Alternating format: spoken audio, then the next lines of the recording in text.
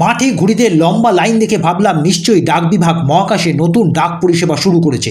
মাটিতে দাঁড়ানো বৃদ্ধ লোকটিকে প্রশ্ন করতে তিনি জানালেন বিষয়টি তা নয়, ঘুড়িদের সমাজে ভোট হচ্ছে, এটা তারই লাইন। একটি ঘুড়ির সাথে আরেকটি ঘুড়ি বাঁধা কেন সেটা জানতে চাইলে তিনি জানালেন যাতে লাইনে ভুতুড়ে ভোটার ঢুকে না পড়ে তার জন্যই এই ব্যবস্থা। ভুতুড়ে ভোটার কোথা থেকে আসবে জানতে চাইলে অনেকেই জানালেন কাহা ইট বলে কয়েকজন নাকি ঘোরাঘুরি করছে, তারা লাইনে ঢোকার চেষ্টা করছে। লাটাইকে দেখতে না পেয়ে লাটাই কোথায় জানতে চাইলে বৃদ্ধ জানালেন ট্রাম্প আমেরিকার প্রেসিডেন্ট হওয়ার পরই লাটাই টাই পরে হোয়াইট হাউসে গুরুত্বপূর্ণ দায়িত্ব পালন করছে।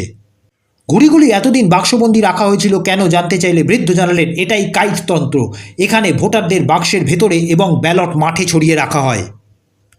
এই ভোটে রিগিং টিগিং হয় কিনা প্রশ্ন করতেই ঘুড়ির লাইনে দাঁড়ানো পান্ডা কোচের চাঁদিয়াল চিৎকার করে জানালো এখানে রিগিং হয় না, তবে সকালে মাঠে জগিং হয়। ঘুড়ির ল্যাজে লাগালো নগিন কাগজ, ওয়াইফাই কানেকশন কিনা জানতে চাইলে বৃদ্ধ জানালেন এগুলি ঘুড়িদের এপিক কার্ড। ভোটের বুথ কোথায় হয়েছে জানতে চাইলে জানা গেল স্পেস স্টেশনের লাইব্রেরিতে ভোটের বুথ তৈরি হয়েছে, সেখানেই নাকি এতদিন বই পড়তেন সুনিতা উইলিয়ামস।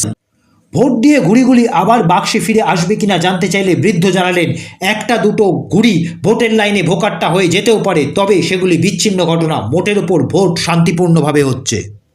সব বুথে নির্বাচনী এজেন্ট বসতে পেরেছে কিনা খবর নিতে গেলে পেটকাটি তার কাটা গালে হাত বুলিয়ে আবির চ্যাটার্জির ঢঙে বললেন এখানে একজনই এজেন্ট, সেই সব দলের কাজ করছে।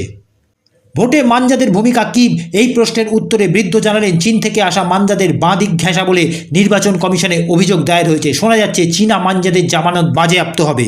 অবশেষে জানা গেল এই বৃদ্ধই আসলে নির্বাচন কমিশন।